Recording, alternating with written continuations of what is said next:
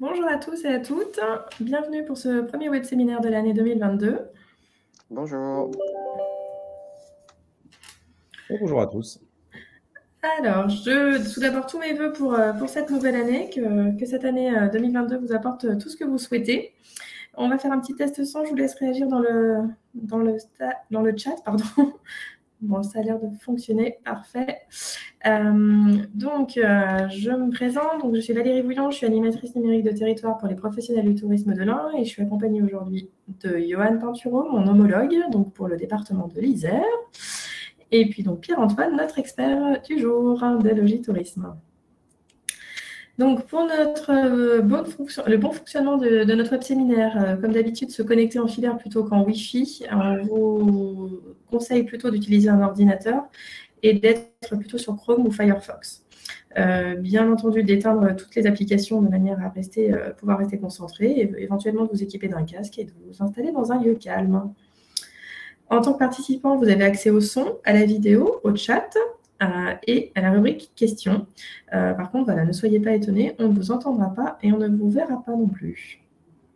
Par rapport au sondage, vous allez être sollicité au cours de la présentation de Pierre avec 4 questions, donc de bien y répondre dans la partie dédiée.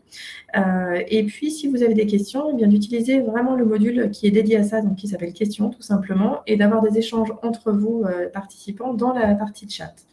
Si une question est déjà posée et que vous voulez la poser, n'hésitez pas à rajouter un petit bouton j'aime de façon à ce qu'on puisse prendre vraiment en compte votre question du fait qu'elle a un double intérêt.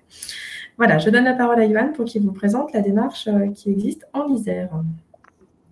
Merci Valérie. Donc oui, la démarche Plus sur le web, qui est une démarche d'animation numérique en Isère, sur laquelle je ne m'étendrai pas beaucoup puisqu'elle est plutôt en fin de vie, mais il y en a toujours ces petits web séminaires du coup en partenariat avec l'Ain et voilà. Et surtout du coup, ce que je voulais que vous reteniez par rapport à cette démarche, c'est que vous pouvez vous tourner vers vos offices de tourisme qui sont en Isère et qui sont voilà, vous avez des animateurs numériques au sein de ces offices de tourisme qui peuvent vous accompagner dans vos démarches autour de la communication digitale, donc autour des réseaux sociaux, de votre site web et de la commercialisation en ligne. Donc n'hésitez pas aussi à aller les voir pour avancer sur toutes ces questions. Voilà, dans l'Ain, on est également convaincu que l'union fait la force, donc on travaille aussi main dans la main avec les offices de tourisme. Vous trouvez sur cette carte vos référents pour les différents offices de tourisme. Et pour les parties grisées, c'est donc moi, un tourisme qui fait le lien. Pour le coup, sur le programme de 2022, on va continuer pour les professionnels du tourisme de l'Ain sur la gestion de la relation client sous forme de 3 web-séminaires. Vous découvrez les dates là à l'écran. Donc, les inscriptions vont être possibles d'ici la fin de cette semaine. Donc, n'hésitez pas à vous inscrire. L'idéal serait de suivre les 3. Mais voilà, après, vous pouvez de toute façon, comme d'habitude, vous inscrire et recevoir les replays de manière automatique si vous n'êtes pas disponible sur ces dates-là. Comme d'habitude, toujours pour les professionnels du tourisme de l'Ain uniquement, je profite toujours des web-séminaires pour vous parler de la plateforme de site internet que l'on propose avec 3 formules possibles, la personnalisée, la groupée et la liberté. Donc, n'hésitez pas à me contacter si vous avez un projet de site internet ou de refonte. Voilà, comme d'habitude, on vous enverra le lien vers le replay après le web-séminaire. Et puis, on donne la parole à notre expert du jour, donc Pierre, qui va vous expliquer tous les indicateurs qu'il vous faut suivre sur les réseaux sociaux et sur son site internet pour finalement bien évaluer sa stratégie. Voilà, très bon web-séminaire à tous. Parfait, merci. Merci Yoann, merci Valérie pour l'introduction. Effectivement, je vais prendre la suite et je vais également partager ma présentation. Et on va passer voilà, un peu de temps ensemble, où je vais essayer en tout cas de vous expliquer, de vous convaincre, en tout cas de l'utilité, de l'analyse justement de vos dispositifs. On va parler stratégie, on va parler indicateurs, on va parler conversion, mais je vais essayer en tout cas de vraiment vulgariser mon discours. Je vais essayer de faire simple pour vous convaincre et vous motiver justement de faire ce suivi. Alors, je vais commencer par me présenter. J'ai vu quelques personnes que je connais, je crois, dans le chat. Il y a des prénoms qui m'évoquent quelque chose. Enfin, je pense avoir eu certaines personnes en formation. Donc, pour ceux qui ne me connaissent pas, voilà, je suis… salut Vincent. Je suis consultant en e-tourisme, donc j'anime des formations, notamment des formations e-tourisme.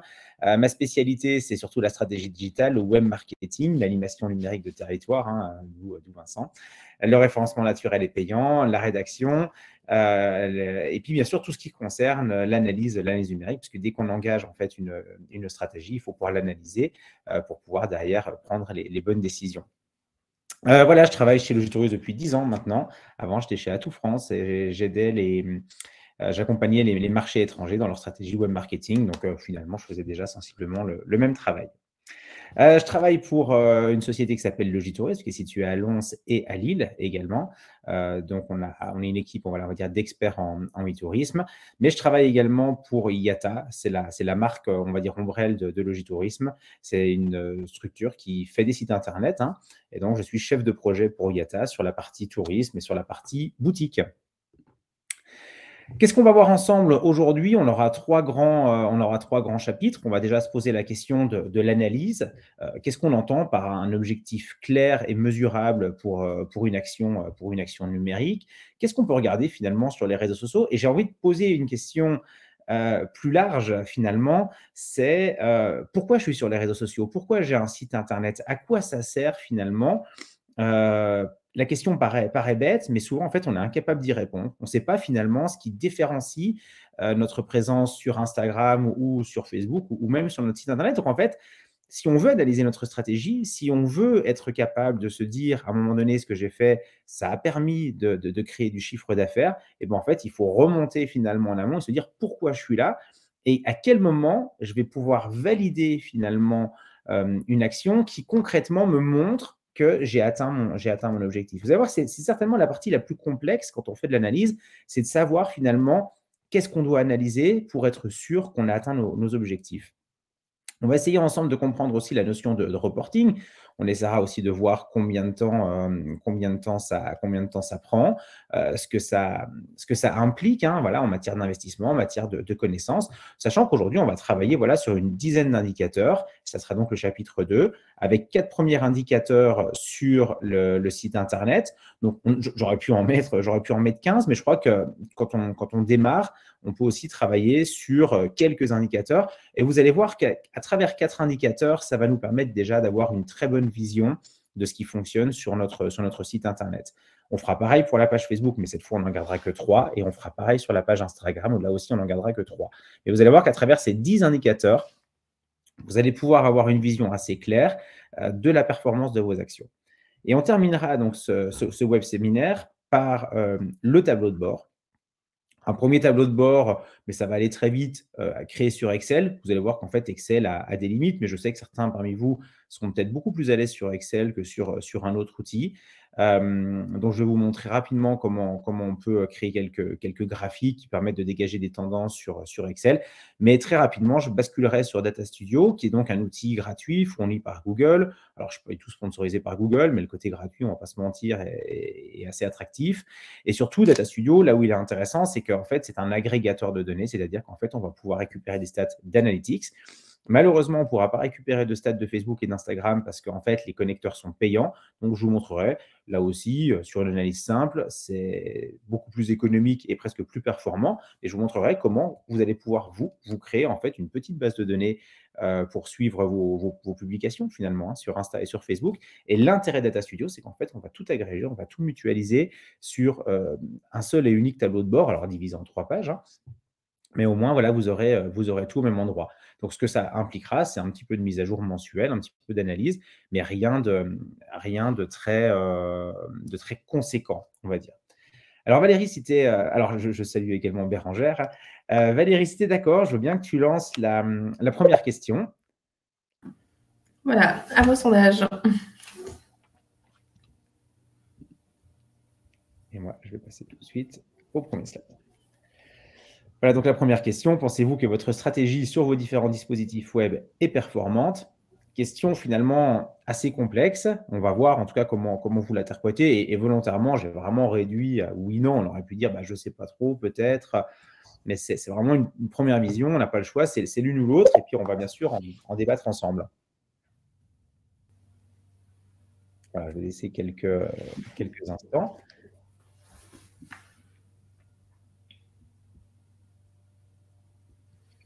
Donc, effectivement, pour ceux qui chercheraient, c'est dans la rubrique sondage en bas à droite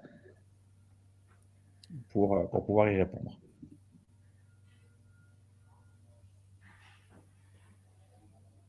Alors, ça monte doucement mais sûrement. Ça marche. Oui, la question n'est pas si évidente que ça. Alors, c'est volontaire. J'aime bien commencer par une question, on va dire, on élargit un petit peu et pareil à la fin.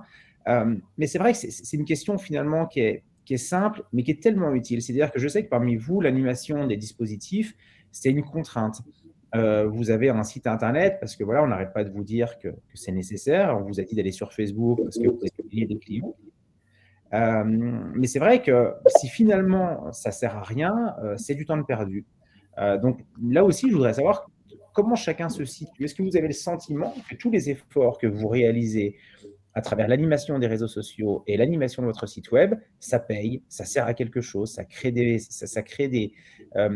prises de contact et peut-être même des ventes, ou si parfois vous avez le sentiment que ce que vous faites, ça ne sert pas à grand-chose finalement?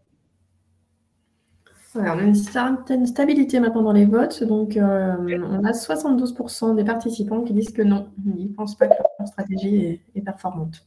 Alors, ce n'est pas très surprenant en réalité. C'est-à-dire que, en fait, quand on ne sait pas, on a tendance à dire non. Et c'est peut-être un peu l'objectif de cette réunion de ce matin, c'est de se dire que si ça se trouve, ça l'est, mais en fait, parce qu'on ne sait pas, parce qu'en fait, on n'a pas de point de repère, on pense que ce qu'on fait, peut-être, ne sert à rien. Alors, je suis sûr que parmi vous, vous avez quand même déjà quelques petits points de repère. Je suis sûr que parmi vous, certains ont déjà été sur Google Analytics pour analyser, par exemple, l'audience. Je sais que certains parmi vous sont très attentifs, par exemple, au nombre de j'aime qu'on va avoir sur une publication Instagram ou alors au nombre de partages sur Facebook, par exemple. Donc, en fait, vous travaillez déjà sur des indicateurs, mais comme les choses, elles ne sont pas formalisées, comme elles ne sont pas normées, comme elles ne sont pas vraiment définies, elles ne s'inscrivent pas dans une stratégie, comme on ne sait pas exactement finalement ce qu'on attend de l'utilisateur lorsqu'il débarque sur nos dispositifs, eh ben, on a parfois le sentiment qu'on n'est pas performant dans sa stratégie. Alors, on peut voir le verre aussi à moitié plein, c'est-à-dire qu'on a quand même 26 personnes, des participants, qui estiment que leurs actions sont performantes, sont efficaces, et ça, c'est aussi plutôt rassurant. Mais j'imagine que dans ce pourcentage de personnes, il y a des actions qui ont été mises en place pour justement vérifier la cohérence des actions. Et il y a certainement une stratégie qui a été définie en amont, par exemple, sur les réseaux sociaux, pour aller justement chercher cette visibilité et l'interaction, parce que finalement, les réseaux sociaux, c'est ça aussi, on cherche à interagir avec sa communauté, et c'est probablement ça qui peut définir aussi une forme de performance. Voilà, en tout cas, je vais couper mes emails, excusez-moi, parce que sinon, ça va être pénible. Ce qu'on peut, en tout cas, ce qu'on va essayer d'observer ensemble, justement, c'est une forme de feuille de route qui va nous permettre, en fait, de savoir si concrètement nos actions servent à quelque chose.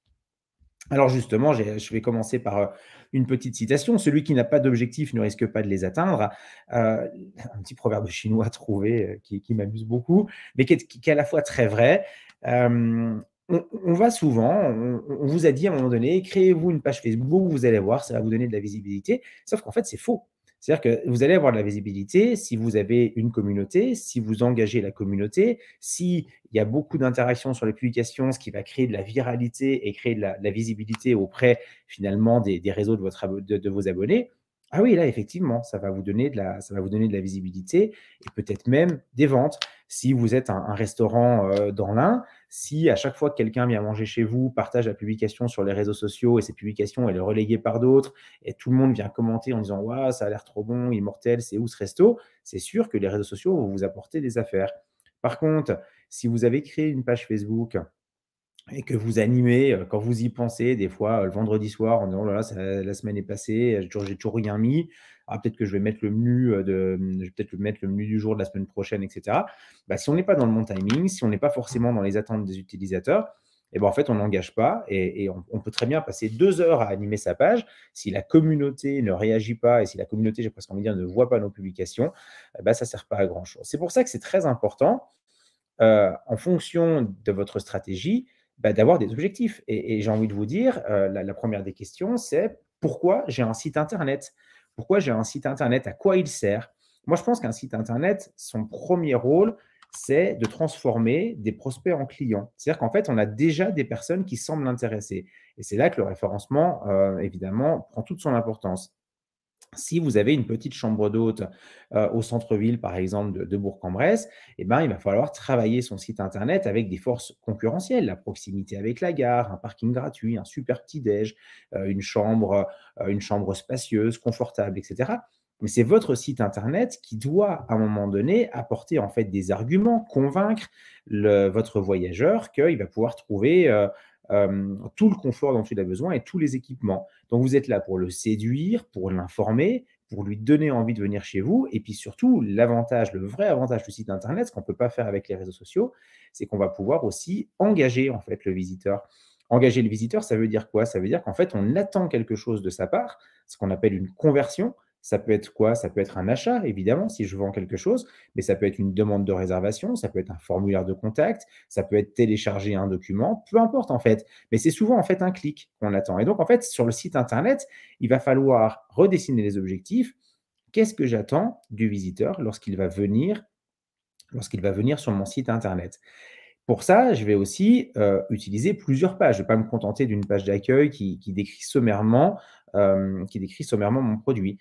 Si je suis un hôtel et que j'essaie de me spécialiser dans la clientèle d'affaires, j'ai quand même tout intérêt à créer des rubriques dans mon site internet avec un angle bien particulier autour du tourisme d'affaires et avec tous les besoins nécessaires au tourisme d'affaires. Ça peut aller de la salle de réunion, du séminaire, paiement par carte bleue, un petit coin bureau, des soirées étapes, j'en sais rien. Après, voilà, on va partir sur tout le champ sémantique de la clientèle d'affaires.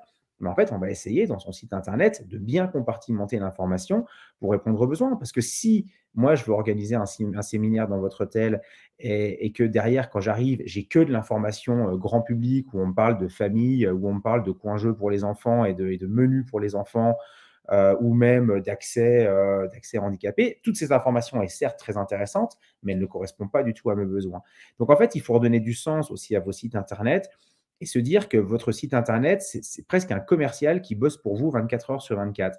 Et de la même manière, quand vous avez quelqu'un au téléphone, en fait, en fonction de l'échange que vous allez avoir, vous allez l'orienter sur certaines pistes. C'est-à-dire que si vous avez un client d'affaires au téléphone, bien évidemment, vous n'allez pas parler de la cabane pour les enfants dans le jardin, ça ne l'intéressera pas. Et ben, il faut faire exactement pareil sur le site internet. C'est-à-dire qu'en fait, il faut compartimenter pour très rapidement en fait, orienter le visiteur vers des pages dédiées pour lui, des pages avec un contexte marketing bien particulier.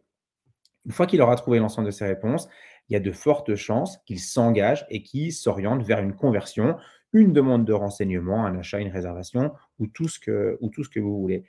Je termine juste par le verbe rassurer. Bah, c'est très important parce que si on est perdu sur votre site, si on ne trouve pas d'informations, vous savez qu'aujourd'hui, le comportement online est un comportement où en fait, on quitte très rapidement, parfois trop rapidement, un produit qui nous intéresse parce qu'en fait, il y a une telle diversité de l'offre que voilà, on revient dans Google, on retape 2-3 mots-clés et en fait, ça y est, on est parti. C'est comme si on était sorti du magasin alors qu'on avait peut-être effectivement la réponse, mais en fait, on n'avait pas envie de chercher, on est impatient et du coup, on va ailleurs, on va voir ailleurs, on cherche. Analysez votre navigation. Vous allez vite vous rendre compte que en fait, vous zappez en permanence, vous passez d'un site à l'autre en quelques clics.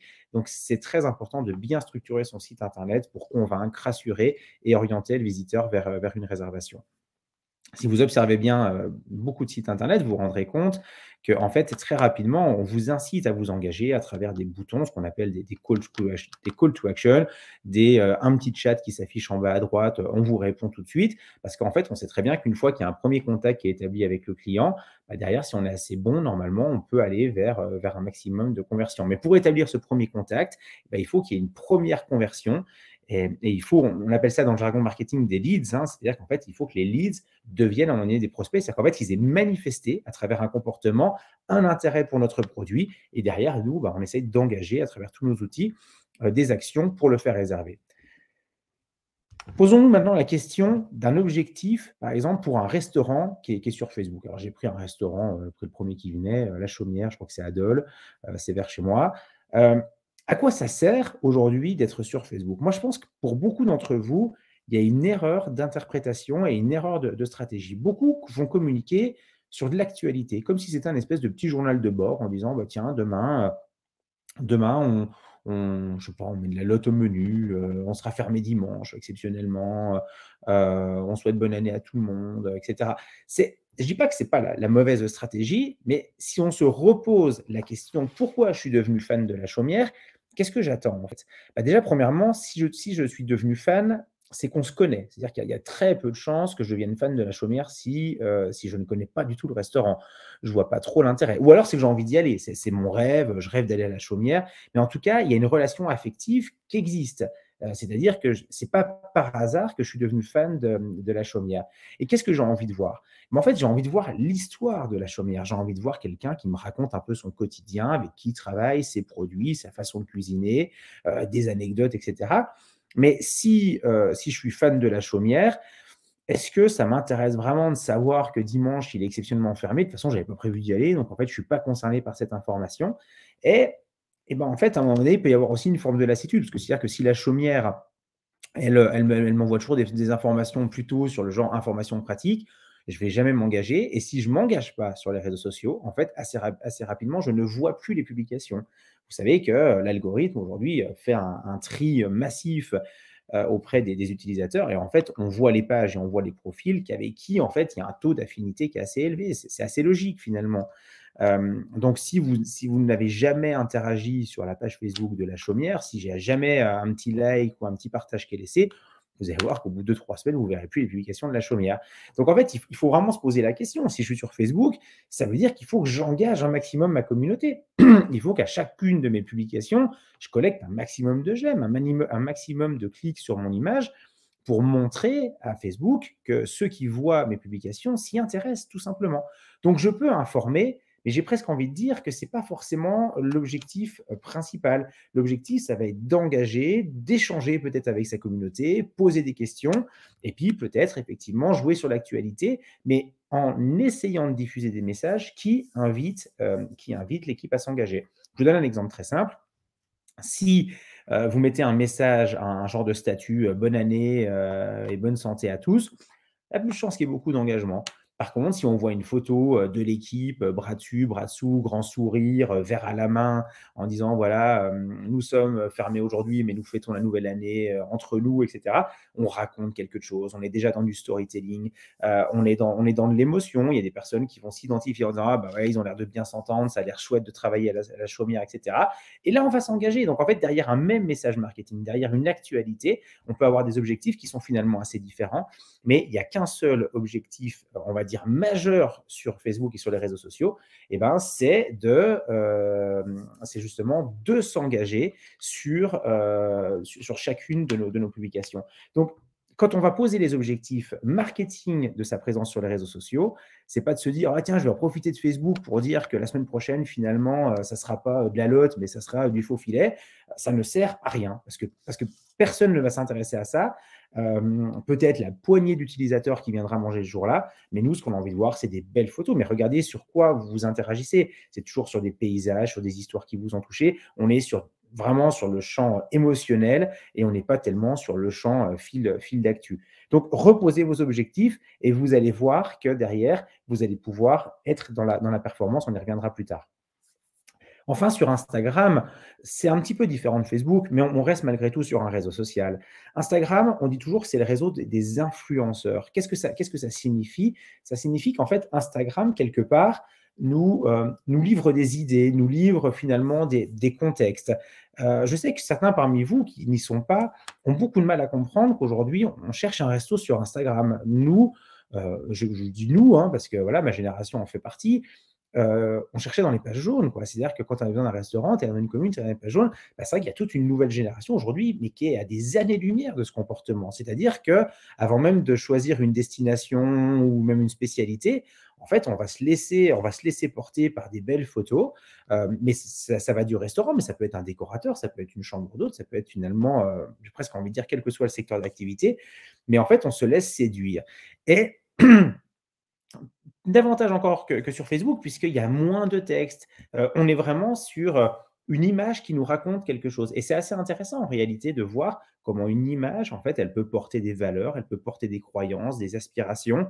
En fait, grâce à Instagram, on peut communiquer justement sur sur sa façon de travailler, sur sa vision des choses. On peut essayer de montrer qu'on s'engage pour peut-être un tourisme plus propre, un tourisme peut-être plus équitable. On peut montrer qu'on chouchoute ses clients. En fait, on peut montrer pas mal de choses à travers des images. En tout cas, c'est une communication qui est différente.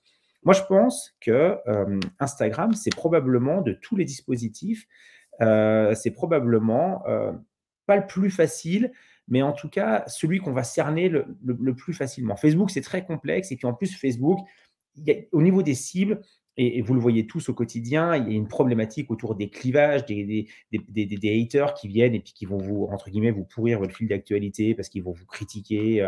Il y a toujours des personnes qui viennent contester. Instagram me paraît plus simple, surtout si voilà, au début, vous tâtonnez un peu sur les réseaux sociaux. Soyez francs, lâchez-vous. Par contre, voilà, il y a quelques compétences autour de la photo qui sont nécessaires. Y a-t-il des tranches d'âge ciblées pour Facebook et Instagram? Je fais une petite pause, je réponds à la question. Vous avez raison en tout cas d'en poser, c'est très bien. C'est toujours un peu compliqué. Ce qu'il y a de sûr, c'est qu'il ne faut pas tomber dans la caricature en disant que les réseaux sociaux sont un truc de jeunes. Aujourd'hui, par exemple, YouTube est complètement délaissé par les jeunes. C'est-à-dire que si vous pensez en allant sur YouTube, en mettant des vidéos de tutos, tiens, si je prends la chaumière, par exemple, qui veut développer des vidéos et qui les met sur YouTube, YouTube, c'est plus comme il y a 3-4 ans, c'est un réseau qui est assez délaissé par les jeunes. Aujourd'hui, si les jeunes veulent aller sur de la vidéo, ils vont davantage aller sur TikTok, par exemple. Instagram, par contre, là, j'ai presque envie de dire, tous les jeunes y sont. Même les plus jeunes, hein, je veux dire, les 14-15 ans, peut-être les clients de demain. Mais on va trouver aussi des tranches d'âge bien supérieures. La preuve, 37 ans, j'y suis. Et même encore plus âgés, parce qu'en fait, Instagram, c'est vraiment un réseau, je trouve, qui est assez universel. Si vous adorez la menuiserie, vous allez vous régaler avec plein de publications de menuisiers. Si vous aimez la déco, si vous aimez la cuisine, si vous aimez... En fait, on y trouve tout. Donc, en fait, chacun y trouvera ses sources d'inspiration. Et c'est un réseau qui est assez universel. Facebook, pour terminer la réponse à la question, c'est un réseau qui a tendance à avoir une population, je veux dire, qui vieillit, parce qu'en fait, il n'y a pas ce renouvellement. C'est-à-dire que la nouvelle génération ne va plus sur Facebook pour toutes les raisons que vous pouvez imaginer, déjà parce que les parents y sont. Et puis d'autre part, je crois que c'est un réseau on ne va pas se mentir, qui a perdu en qualité. Aujourd'hui, je trouve qu'on a du mal à faire le discernement entre les informations, les désinformations, des personnes qui viennent contester, qu'on soit pour ou contre. Je ne suis pas là pour faire de la politique, mais je crois qu'en fait, quand on est sur les réseaux sociaux, on a envie de voyager. Donc, si vous avez des choses à montrer à travers vos restaurants, à travers vos chambres d'hôtes, à travers votre déco, à travers votre passion, ce que vous voulez, en fait, il faut remettre beaucoup finalement d'émotions dans vos publications et vous allez voir que vous allez pas mal engager. Mais c'est vrai que Facebook, on en parle tout le temps parce que c'est le plus populaire, c'est là où il y a le plus d'utilisateurs, mais c'est un réseau qui est en vraie perte de vitesse. Aujourd'hui, s'il fallait en choisir qu'un, moi clairement, je pars sur Instagram, je ne pars pas sur Facebook. C'est un choix, mais voilà, on a des taux d'engagement, je le verrai un peu plus tard, mais qui sont plus intéressants. Et puis surtout, je pense qu'il y a plus de plaisir et puis plus de simplicité. Moi, je sais, voilà, je suis de moins en moins à titre personnel sur les réseaux, mais je trouve qu'en fait, Facebook, c'est dur, quoi. C'est dur d'associer une photo, un texte. Est-ce que je mets un emoji? Est-ce que j'en mets pas? Est-ce que mon texte n'est pas trop long? Est-ce que je mets un hashtag? Ben non, c'est vrai, sur Facebook, ça ne sert pas à grand-chose. Je trouve qu'Instagram, en fait, c'est plus spontané, quoi. On se fait plus plaisir. Et puis moi, je termine juste là-dessus parce que j'ai l'impression que je suis en train de faire une formation sur les réseaux sociaux, donc il ne faut pas que je dérive trop, il faut qu'on reste sur les stats. Mais simplement, ce que j'aime beaucoup aussi sur Instagram, c'est qu'en fait, il y a des publications qui créent la galerie. Vous savez, c'est les vraies publications, entre guillemets, on met un filtre, etc., on met un hashtag. Et en fait, on crée vraiment une super identité, je trouve, et une vraie carte de visite pour une entreprise. C'est-à-dire qu'en fait, quand je regarde la galerie, j'apprends plein de choses. Et à la fois, quand j'ai envie de communiquer sur des choses un peu plus légères, qui n'ont pas forcément vocation à rester dans le temps, et ben, j'utilise le mode story pour ceux qui connaissent. Et voilà, et ainsi, je peux raconter un peu mon quotidien. Mais je ne sais pas si j'ai fait une tarte aux pommes pour la chambre d'hôte, pour la table d'hôte ce soir, je n'ai pas forcément besoin de conserver ma tarte aux pommes indéfiniment, donc je la mettrai en story, et puis comme ça, ceux qui me suivent pourront voir que j'ai fait une tarte aux pommes. Et puis si ça ne marche pas très bien, si j'ai pas beaucoup d'engagement dessus, c'est pas la fin du monde non plus. Mais voilà. Allez, je termine juste parce que là, je m'écarte un petit peu sur la partie réseaux sociaux. L'absence de stratégie et d'objectif conduit à une communication sans enjeu. Ça, il faut le comprendre. En fait, si vous vous challengez pas, si à un moment donné, vous ne mettez pas du sens dans l'animation que vous allez faire sur votre site internet et les réseaux sociaux, en fait, il n'y a plus d'enjeu et je crois que vraiment, voilà, il n'y a plus d'énergie, il n'y a plus de motivation. Ça devient une contrainte. La pire des situations, c'est parfois même quand vous avez fait faire votre site internet par un copain, par un cousin, une personne qui parfois n'habite plus votre commune. Et ben en plus, à la difficulté de création de contenu se rajoute en fait la difficulté technique. C'est-à-dire que déjà que c'est un peu dur de trouver des idées pour communiquer. Mais si en plus, ce n'est pas vous qui avez appris, ce n'est pas vous qui avez créé votre page Facebook, etc., en fait, vous ne savez pas trop faire. Et alors là clairement, on perd toute énergie parce que déjà qu'on ne sait pas quoi dire, puis en plus, on sait à peine le faire. Donc, en général, on finit par abandonner. Parfois, on se dit, oh là là, ça fait des mois que je n'ai rien publié sur Facebook. Là, je vous laisse imaginer que c'est contre-productif. C'est-à-dire qu'en fait, les clients qui pourraient tomber sur votre page, en fait, ils voient quelqu'un qui n'anime pas sa page, qui n'est pas souvent là, et quelque part qui reflète une image qui n'est pas forcément la vôtre, mais en tout cas une image d'une personne qui est un petit peu peut-être suffisante, qui est pas forcément très présente. Donc ça peut aussi bien évidemment vous desservir. Ce que je veux vous montrer assez rapidement aussi dans tout ce que je suis en train de vous présenter, c'est que la stratégie d'abandon, parfois, c'est la meilleure des stratégies. Pourquoi? Parce que on peut multiplier sa présence sur les réseaux sociaux, on peut multiplier les sites internet, etc. On n'a pas forcément de garantie de réussite. Moi, en prestataire, tous les jours, je croise des prestataires qui ont fait le choix, par exemple, de se mettre sur Airbnb pour commercialiser une petite chambre d'hôte. Il n'y a pas un objectif démesuré en matière de chiffre d'affaires. Voilà, c'est un petit complément d'activité. On ne veut pas trop se faire mal. Mais par contre, Airbnb nous loue la chambre. Alors certes, il y a une commission, excusez-moi, qui est assez importante. Mais posons-nous la question le plus simplement possible. Est-ce que ça vaut vraiment le coup d'aller sur les réseaux sociaux, de se monter un site internet, etc., quand on a une petite chambre qu'on loue de manière voilà, à créer une espèce de petite activité secondaire? J'en sais rien. Alors c'est sûr que si on a un restaurant, la question sera forcément posée différemment. Mais ne pensez pas qu'en multipliant les présences, en vous créant un compte sur TikTok, en faisant des vidéos sur YouTube, vous allez obligatoirement bien travailler. En fait, c'est le contenu, c'est la communauté, c'est l'animation, c'est votre capacité à raconter des histoires qui va créer cette visibilité et qui va créer des conversions. Donc, si les réseaux sociaux, ça vous prend la tête, si vraiment Facebook, vous ne pouvez plus y aller parce que vous en avez marre de voir les messages des contestataires ou des pros, ou qu'on vous invite à signer la pétition, ou même d'une manière plus générale, des messages qui sont très commerciaux. C'est-à-dire qu'en fait, on a tous des copains qui sont entrepreneurs et souvent on dit « Ah, partage un max ma publication, regarde, j'ai fait une nouvelle lampe, j'aimerais bien essayer de la vendre, etc. » Alors toi, du coup, par solidarité, tu vas partager sa publication. Et puis, c'est vrai qu'au bout d'un moment, en fait, quand tu regardes ton feed, ton fil d'actualité Facebook, en fait, tu as l'impression que c'est que du commerce, quoi. C'est que de la publication sponsor ou alors c'est des partages de copains vers des produits commerciaux. Mais en fait, on est à des années maintenant du fil historique où en fait on avait des belles photos, on avait des copains qui racontaient leur week-end. Tout ça a énormément changé et on peut comprendre aussi que Facebook aujourd'hui est en net recul en matière de temps passé et même d'utilisateurs, parce qu'aujourd'hui Facebook perd des utilisateurs. Donc si c'est trop compliqué, si vous avez le sentiment que les choses ne correspondent pas forcément à vos besoins, abandonnez. Si vous n'avez pas les moyens de vous faire un site internet à jour, il vaut mieux ne pas en faire que de mettre un site internet où finalement on va trouver zéro information. En tout cas, moi, c'est ma vision. Donc, n'ayez pas peur à un moment donné de dire je n'y vais pas parce que en fait, je n'ai pas les moyens d'y aller, je n'ai rien à raconter et la situation actuelle me convient finalement. Donc, analyser sa stratégie, c'est donner du sens à ses actions. On va lancer la deuxième question tout de suite parce que là j'ai fait une bonne intro sur le côté objectif. J'aimerais que rapidement on passe à l'opérationnel. Donc, je vais demander à Valérie si elle peut lancer la deuxième question sur le sondage. C'est fait. Avez-vous déjà cherché et analysé des indicateurs pour mesurer vos actions? Alors, j'ai volontairement essayé de donner très peu d'indices, mais certains pensent peut-être qu'ils n'ont jamais cherché d'indicateurs, et pourtant, je suis sûr que vous en connaissez des indicateurs, d'ailleurs des indicateurs qui sont parfois visibles de tous. Donc, est-ce que la réponse est non, jamais? J'essaye, mais je suis rapidement perdu. Oui, j'ai quelques connaissances. Voilà, je vous laisse quelques instants. Ça me laisse le temps de souffler un coup. N'hésitez pas, bien sûr, à poser vos questions.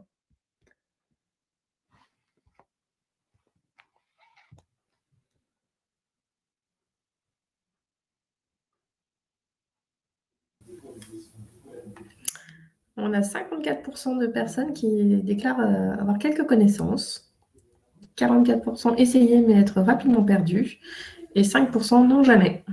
Bon, bah ça, c'est cool. Ça, vraiment, je trouve que c'est plutôt une bonne nouvelle. Ça veut dire que chacun, en tout cas, se questionne et derrière, essaye de mettre du sens dans ses actions. C'est quoi les sources disponibles? Pourquoi je parle de sources? Parce que quand vous allez définir des objectifs, on va bien sûr les voir ensemble dans quelques instants. Il va bien falloir, à un moment donné, qu'on ait un indicateur qui existe, qui va nous permettre, en fait, de se situer. Je vais donner comme ça un premier indicateur. On parle souvent de taux de rebond. Je vous l'ai expliqué. Quel que soit le dispositif web, quand une personne arrive dessus, en fait, on attend un comportement de sa part. Je vais vous donner plein d'exemples. Quand on arrive sur un site internet, on attend que l'internaute navigue et pourquoi pas fasse une demande de réservation. Lorsqu'il est sur Instagram, qu'est-ce qu'on attend de lui? Qu'il mette un petit cœur, par exemple. Lorsque j'envoie ma newsletter, qu'est-ce qu'on attend de lui? Qu'il ouvre ma newsletter et qu'il clique. Donc, en fait, quelle que soit l'action qu'on va réaliser, il y a un comportement attendu de la part de l'internaute, c'est un clic. Donc, en fait, il va falloir qu'à un moment donné, en fait, on arrive à mesurer justement les clics et est-ce que les clics vont dans le bon sens? Est-ce que on va dire la série de clics qui a été réalisée par l'internaute a permis d'aller vers une conversion? Si l'internaute arrive sur le site internet et n'interagit pas, c'est-à-dire qu'en fait, il regarde une page, au pire, il scrolle, vous savez, il utilise la molette de la souris, il descend, il remonte, et il quitte la page, il retourne sur Google. Ça s'appelle un rebond. C'est quoi un rebond? En fait, c'est quand une personne arrive sur le site et elle n'interagit pas sur le site. En fait, quand on prend d'un côté les objectifs, c'est je dois faire interagir l'internaute et de l'autre côté le rebond, en fait, on comprend que la source qui va nous être utile, ça va être le taux de rebond pour savoir quel est le pourcentage de personnes qui n'interagissent pas lorsqu'il arrive sur mon site. Et puis, une fois qu'on a ça, et derrière, on peut engager donc l'analyse, on dit « Oh là, 40%, c'est pas terrible ». Et puis, on essaie de comprendre. Peut-être que c'est le temps de chargement, peut-être que c'est le menu qui est incompréhensible, peut-être que c'est la photo qui est finalement pas engageante et qui n'explique pas concrètement à l'internaute ce qu'il va pouvoir trouver dessus. Donc, en fait, vous voyez que la source nous permet en fait de confirmer, on va dire, un objectif et derrière, éventuellement, d'engager des actions. Voilà, c'est ce qu'on va voir sur la partie suivante, sur donc, les indicateurs. Alors, on va commencer avec le site internet. 4 indicateurs pour mesurer la performance de son site. J'en ai choisi 4. Peut-être qu'une autre personne aurait pu en choisir d'autres. En tout cas, j'ai pris des choses qui sont, on va dire, assez simples, peut-être sauf le 4e, qui est à peine plus complexe, j'y reviendrai. Mais c'est des choses que vous pouvez trouver assez facilement, surtout si vous avez connecté votre compte à Analytics. Pour ceux qui ne connaissent pas Google Analytics, c'est donc un outil qui permet de mesurer l'audience de son site internet. C'est un outil qui est gratuit, enfin, comme on dit, quand c'est gratuit, c'est toi le produit, parce que le fait d'intégrer, en fait, d'ouvrir une porte, ni plus ni moins à Google, c'est donner la possibilité à Google aussi de collecter un maximum d'informations sur vous, sur le comportement de vos utilisateurs. Donc, en fait, c'est un peu du donnant-donnant, quoi. Vous ouvrez la porte à Google pour qu'il puisse analyser le comportement de l'internaute et forcément adapter aussi ses résultats dans les résultats de recherche. Mais par contre, vous, c'est super parce que ça vous donne un outil qui est assez performant pour mesurer le comportement des utilisateurs et puis aussi quantifier, on va dire, l'audience. Alors, sur quoi on va travailler? On va travailler sur l'audience. Ça s'appelle des sessions. Les sessions, c'est comme les visites. Alors, vous allez voir que c'est un peu perturbant parce que quand on est sur Facebook, quand on est sur le site internet, les noms ne sont pas toujours les mêmes, mais globalement, il faut simplement avoir un petit champ lexical en tête, mais il n'y a rien de très compliqué. En fait, une session, c'est lorsqu'une personne vient sur le site internet. Attention, on mélange parfois les utilisateurs ou les visiteurs, on va dire que c'est pareil, avec les sessions. Ben non, c'est pas tout à fait pareil. Un utilisateur, il peut faire 3 sessions dans la même journée. Il peut se connecter le matin, le midi et le soir. J'ai un utilisateur, mais j'ai bien 3 sessions. Donc, en général, les sessions, c'est ce qu'on va regarder davantage finalement que les utilisateurs parce que là aussi, en e-marketing, on l'a prouvé, il faut souvent, en fait, un nombre de connexions, enfin, il faut des connexions successives, on va dire, pour aller vers une conversion. Et ça, c'est aussi très, très spécifique au voyage. Les tours opérateurs, par exemple, ont pu constater qu'en général, c'est 5 à 6 visites avant de réaliser la conversion. Bon, en fait, oui, voilà, il y a un premier contact qui est établi. Tiens, je sais pas, j'irai bien en Espagne cet été. Et puis ensuite, on va changer. On était sur son téléphone, on va passer sur son ordinateur, on va faire des nouvelles recherches. Finalement, on va se rappeler que c'était certainement le meilleur tarif. Donc, en fait, avant de réserver son voyage, il n'y a rien d'étonnant de se dire qu'on va venir entre 4 et 6 fois sur le site avant de réserver. Donc, l'audience, c'est très important parce que l'audience, elle va aussi conditionner en fait les ventes. L'autre point qu'on a pu observer sur les sites internet, c'est que vous allez donc réaliser des conversions et donc on va pouvoir en déduire le taux de conversion. Le taux de conversion, c'est extrêmement simple à comprendre. C'est vous avez 100 visiteurs sur votre site internet, combien vont acheter? En règle générale, les taux de conversion aussi on va dire de 0,5 à 4%. Alors 4%, là, vous êtes vraiment le boss du e-commerce.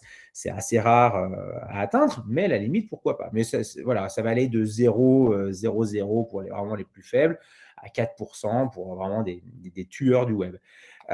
Par contre, ces chiffres, en fait, ils sont constants. C'est-à-dire que vous ayez une audience de 100 personnes, de 1000 ou de 10 000, en tout cas sur vraiment le e-commerce, et moi je travaille dessus avec Yata, je peux vous garantir, c'est des chiffres vraiment qui se vérifient. C'est-à-dire que si vous multipliez votre audience, vous conserverez un taux de conversion constant. Donc, je pense que vous avez compris, vous me voyez venir. Mais si on augmente l'audience avec un taux de conversion, mécaniquement, en fait, on fait augmenter le chiffre d'affaires. Donc, c'est super important aussi d'avoir une audience qui progresse constamment. Et donc, en fait, derrière, on va essayer de trouver tous les leviers qui vont nous permettre de faire progresser notre audience. Bon, si on veut avoir un taux de conversion élevé, il va bien falloir qu'on ait un maximum d'utilisateurs qui vont interagir sur notre site internet. Et là, pour ça, on va analyser le taux de rebond.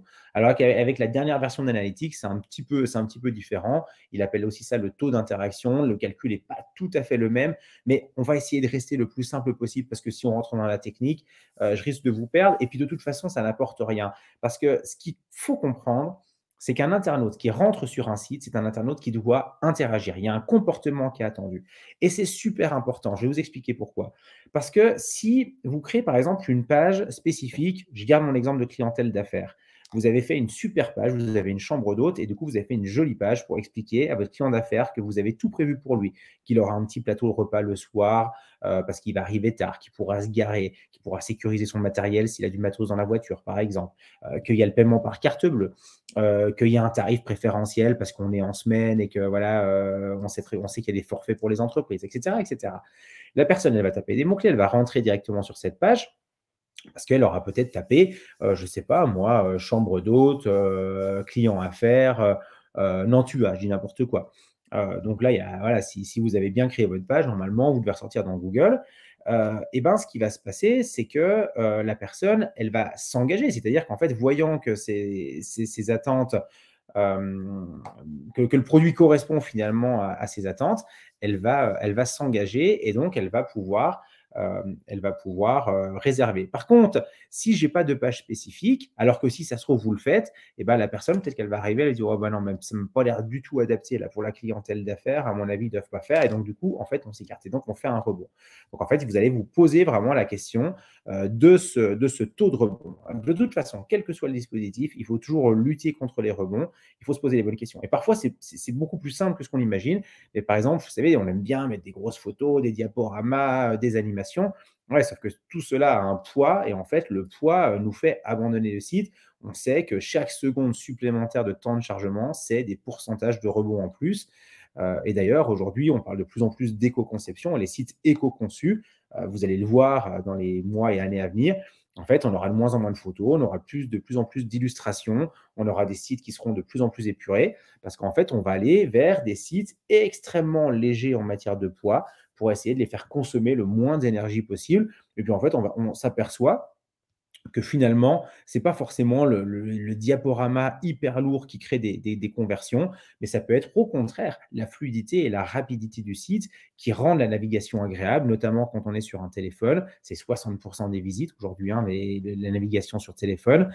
Donc voilà, il y a un enjeu majeur autour de ça. Donc le taux de rebond, c'est vraiment, j'ai envie de dire, un caillou dans la chaussure, et c'est quelque chose qu'il faut essayer de réduire à son minimum. Les pages vues, c'est très important parce qu'en fait, un site internet, ce n'est pas une page, ce n'est pas une page d'accueil. Un site internet, c'est une multitude de pages qui répondent en fait à une multitude de questions.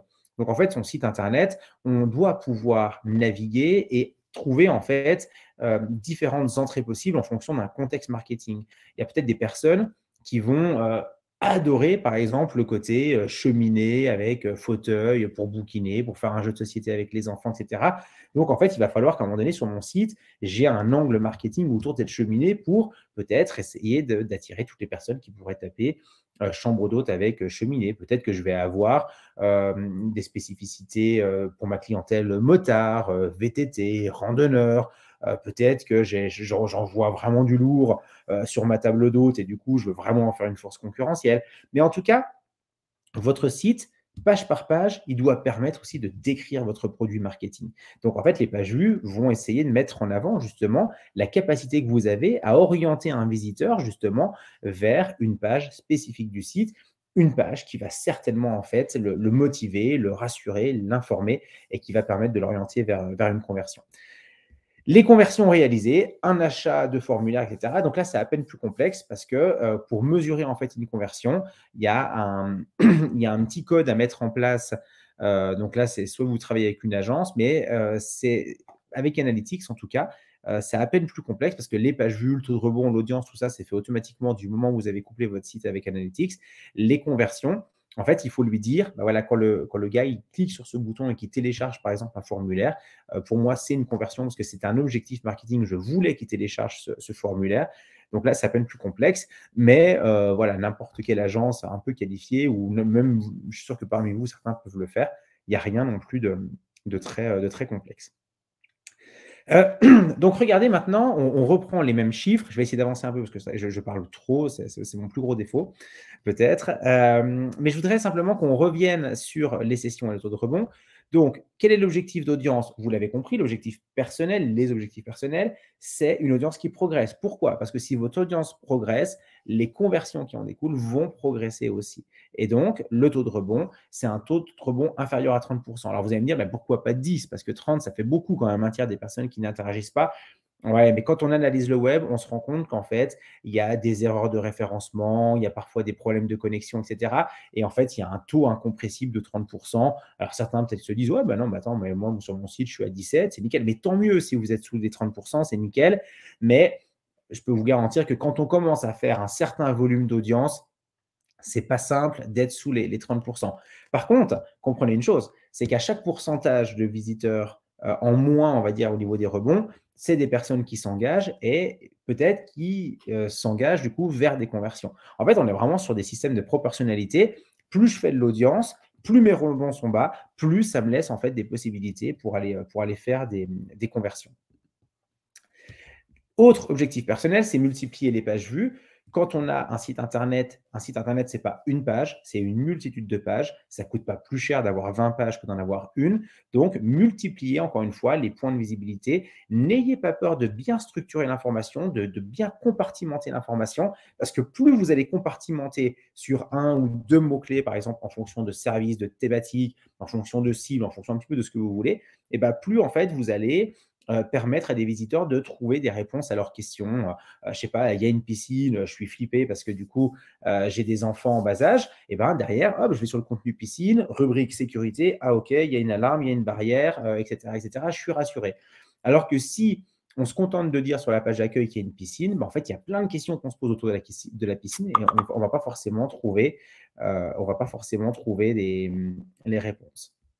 Donc, très important là aussi de bien analyser vos pages vues. Et puis, rappelez-vous que vos pages vues, en fait, c'est des entrées marketing en fonction de cibles, en fonction de profils que vous avez identifiés. Donc, en fait, si vous vous rendez compte que, par exemple, il y a eu des entrées sur la page tourisme d'affaires, ça veut dire que, quelque part, vous avez réussi à vous référencer sur cette thématique-là et que probablement, vous avez réussi à toucher de nouveaux prospects qui vont aller vers de nouvelles conversions. Enfin, donc les objectifs personnels, comprendre, j'ai été trop vite, excusez-moi, comprendre et analyser le comportement de l'utilisateur pour augmenter les conversions. Posez-vous la question, c'est-à-dire que vous allez par exemple analyser le nombre de réservations qu'il y a eu depuis votre site internet. Et bien, essayez de vous mettre, essayez d'établir des scénarios pour voir justement tout ce qui à un moment donné aurait pu bloquer la réservation pour aller vers la conversion. En fait, il faut vraiment analyser votre dispositif, essayer de se mettre un petit peu en mode client en disant bon, ok, d'accord, le gars il arrive là, il réserve. Et parfois, vous savez, c'est des petites choses mais qui vous font louper des ventes. Ça peut être un problème, par exemple, vous savez, ce qu'on appelle le responsive design, c'est l'adaptabilité de votre site internet au mobile. Et ben parfois, voilà, si le site n'est pas tout à fait adapté, le bouton est cassé, on ne le voit pas, il y a un calque qui vient par-dessus, donc on ne peut pas cliquer. Et ça, c'est très problématique. J'accélère un petit peu, je voudrais avoir du temps pour vous montrer et ne pas trop exploser le temps, même si c'est ma spécialité. 3 indicateurs pour mesurer sa performance sur la page Facebook. Alors là, ça va être assez simple, plus simple, je pense, que pour le site internet. Premier objectif, c'est une croissance constante sur la fanbase. Et là, ça va être à peu près le même raisonnement pour le site internet. Plus je vais avoir d'audience, plus je vais avoir des engagements. C'est-à-dire qu'on le verra tout à l'heure avec le taux de conversion, mais vous allez avoir un taux de conversion qui va aller à peu près de 3-4% quand ça ne va pas à 12% quand ça va bien. Et donc, ça veut dire que plus vous allez multiplier les fans, plus vous allez toucher des personnes. Et donc, mécaniquement, grâce au taux d'interaction, vous allez augmenter la portée. Donc, c'est important, en fait, d'avoir une fanbase en croissance permanente. Je ne sais pas si on peut dire comme ça. Mais en tout cas, voilà, plus vous allez avoir de fans, plus vous allez avoir touché des personnes. Ce qu'il faut comprendre, et c'est souvent une erreur d'interprétation, c'est que en fait, vous avez l'impression de communiquer qu'auprès de vos fans. En fait, ce n'est pas le cas. Si vous faites des publications qui sont très virales, en fait, normalement, les amis de vos fans vont voir aussi les publications. Et moi, il arrive très fréquemment que sur certaines des publications que j'analyse, on ait 4 fois plus de portée. On est par exemple 4000 de portée sur les non-fans et que 1000 sur les fans. C'est-à-dire que du moment où la publication devient virale, en fait, j'ai envie de dire, la fanbase, c'est presque à la marche, quoi. En fait, je vais toucher beaucoup plus de monde. Donc, la fanbase, en fait, c'est le point de départ d'une publication. Mais ensuite, si vous allez vers d'autres objectifs, notamment d'interaction, vous allez avoir des portées qui seront bien plus importantes. Mais le point de départ, c'est bien la fanbase. Si je n'ai pas de fans, personne ne voit ma publication. Donc, le point de départ, c'est déjà une fanbase constante. Comment je fais pour avoir davantage de fans ? Eh bien, j'essaye de communiquer, y compris sur le lieu de vente. J'ai une page Facebook, j'essaye de mettre mon petit bouton sur mon site internet, dans mes newsletters. Voilà, en fait, il faut en parler et il faut essayer d'acquérir, on va dire, quelques fans par semaine. Ça sera déjà pas mal. Deuxième objectif, c'est la portée. La portée, c'est très compliqué. Alors, certains vont me dire 500, qu'est-ce que tu en penses? C'est pas mal. Ouais, mais moi, j'ai fait 1200. Franchement, c'est ingérable. En fait, ça va vraiment dépendre de votre produit marketing. Alors, l'indicateur le plus simple pour définir une portée acceptable, moi, ce que je vous conseille, vous faites une portée moyenne sur les 6 derniers mois. Vous allez avoir des portées, vous allez voir, qui seront assez ridicules avec quelques dizaines de personnes. Et puis, parfois, vous allez avoir des publications qui vont monter un petit peu avec peut-être 700, 800. Et puis, bien sûr, pour des hébergements d'envergure ou des grands restaurants, etc., on peut monter, bien sûr, en centaines de milliers. C'est possible. Faites une moyenne de tout ça. Ça sera votre chiffre référent. Ça veut dire que sur l'année, on va dire N-1, vous avez fait en moyenne une portée, je vais dire n'importe quoi, de 600. Vous allez vous challenger, vous allez vous dire, écoute, je sais que je sais faire mieux que 600, puisque pour en arriver à une moyenne comme ça, c'est qu'il y en a au moins à peu près 1 sur 2, on ne va pas non plus pondérer trop dans le détail, mais il y en a au moins 1 sur 2 qui a fait plus de 600. Ça veut dire qu'en fait, je dois exclure toutes celles qui n'ont pas fonctionné en matière de stratégie. Par exemple, bah, je sais pas, nous sommes exceptionnellement fermés dimanche matin. Et ben, à ce moment-là, je vois que ça n'a pas du tout fonctionné, porté ridicule, j'exclus de ma stratégie ce type de message pour aller que vers des messages qui engagent. Et donc, derrière, je vais définir ma portée moyenne et puis je vais essayer, dans la mesure du possible, d'augmenter ma moyenne. C'est-à-dire qu'en fait, tous les mois, je dois avoir comme ça une moyenne qui va augmenter. Et comme vous le savez, on peut imaginer que là aussi, il y a des personnes qui vont vous trouver sur Facebook, qui vont peut-être s'intéresser à votre produit. Et plus la portée sera élevée, plus je vais avoir de clients potentiels pour mon établissement. Enfin, troisième taux, le taux d'engagement. Oui, tu voulais réagir, Valérie? Oui, juste parce que Roxane nous a posé une question. Elle dit, elle voudrait savoir par rapport à la source des données, est-ce qu'il vaut mieux aller regarder ses statistiques Facebook dans Suite Business ou Creator Studio? Alors, Creator Studio, honnêtement, moi, je ne suis pas du tout fan. Je trouve qu'ils ont fait une espèce de petite interface. Alors, je suis sûr que la majorité d'entre vous, d'ailleurs, qui ne connaissent pas. Mais Creator Studio, en fait, c'est pas mal pour aller planifier ses publications. C'est pas mal pour avoir une petite tendance. Mais moi, je trouve que ce n'est pas terrible. Donc, moi, je vous conseille de regarder davantage dans Suite Business parce que là, vous avez des statistiques qui sont beaucoup plus détaillées, trop détaillées même. Vous allez vous apercevoir qu'en fait, sur les 100 indicateurs disponibles, on ne va en prendre que 3. Mais c'est suffisant, c'est amplement suffisant pour dégager une vraie tendance.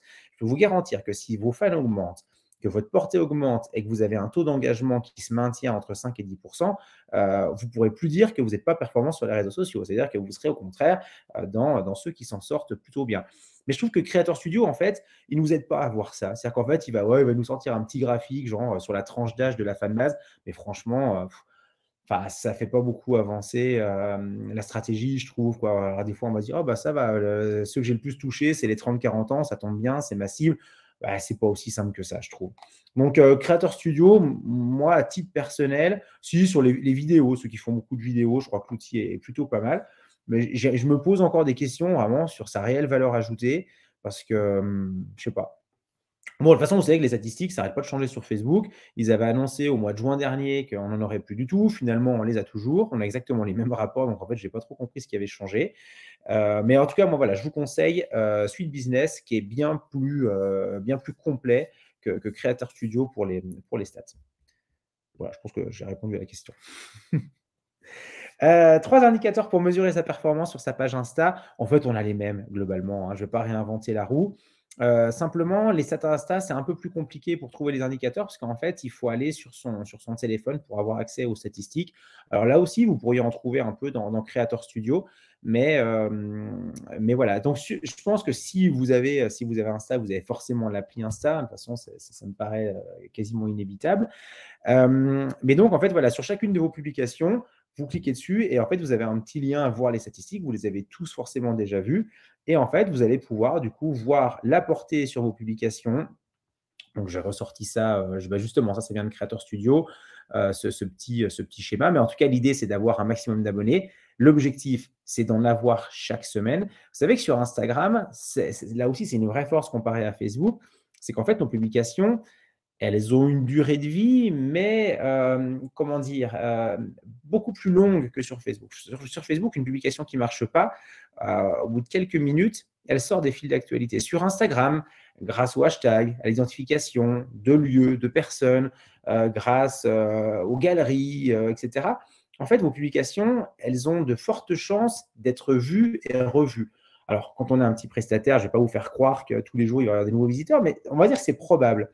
Et donc, ça signifie qu'en fait, il faut qu'on vous découvre. C'est pour cela que vous allez jouer justement sur les hashtags, identification de lieux, de personnes, etc. Puis la qualité des photos, bien évidemment. Mais donc, vous allez jouer là-dessus pour essayer d'acquérir un maximum de petits j'aime. Et puis peut-être que au fil des semaines, même si on ne publie rien, il y a des personnes qui vont s'abonner à votre compte Instagram.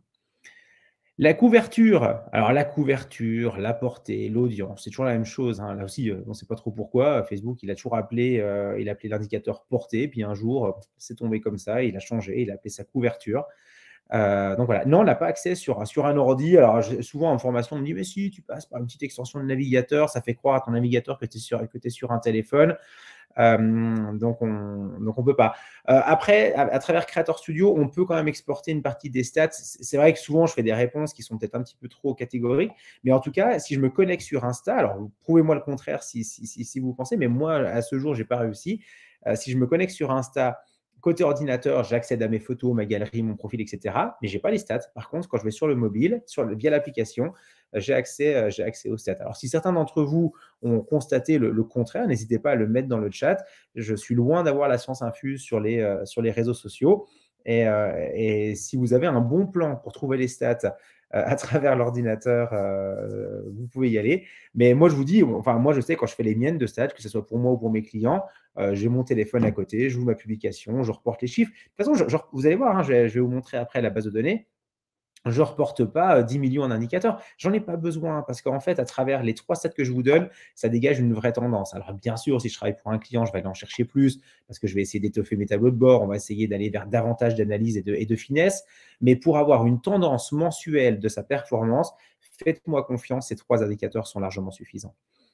Le taux d'engagement, alors je l'ai à peine un peu rehaussé parce qu'on estime quand même que le taux d'engagement est un petit peu meilleur sur Instagram. Mais là aussi, j'entends tout et son contraire. Certains m'affirment que depuis notamment un nouvel algorithme qu'il y a eu cet automne, c'est beaucoup plus compliqué d'engager sur Instagram. D'autres m'ont dit que non, ils n'avaient pas trop senti la différence. Ce qu'il faut aussi comprendre, c'est que en fait, plus votre fanbase ou votre communauté, votre nombre d'abonnés, etc., grandit, plus Facebook va vous mettre des bâtons dans les roues au niveau de la visibilité. C'est-à-dire que si vous avez, je sais pas, vous êtes un petit resto avec 300 abonnés, globalement, l'information, elle risque d'assez bien circuler.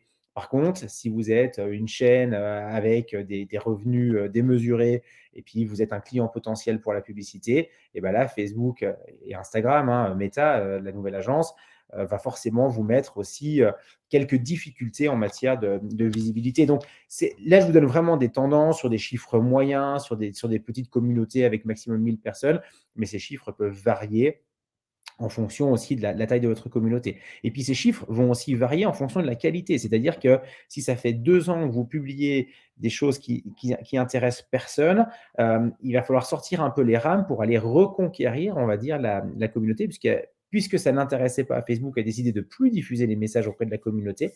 Et donc, du coup, c'est un petit peu galère pour aller toucher ces nouvelles personnes. On va terminer la présentation avec le tableau de bord. Alors, Valérie, si tu peux nous donner la 3e question. Oui. C'est ça, j'arrive. J'ai mis une illustration, hein, ça ne correspond à rien. Mon tableau de bord, c'est vraiment une image d'illustration. Donc, n'essayez pas d'analyser les chiffres qui sont dessus parce qu'ils ne correspondent à rien. Et donc, voilà. Le stage. Combien de temps seriez-vous prêt à consacrer pour analyser la performance de votre présence web? Quel temps, à votre avis, êtes-vous prêt? Oui, j'ai pas forcé. Hein, j'ai mis pas le temps, j'espère que personne ne va répondre ça, mais 15, 30 ou 1 heure. Moi, je suis persuadé que si on passe trop de temps, on ne le fera pas. Donc, on va essayer de trouver une solution pour que le temps passé soit le plus petit possible.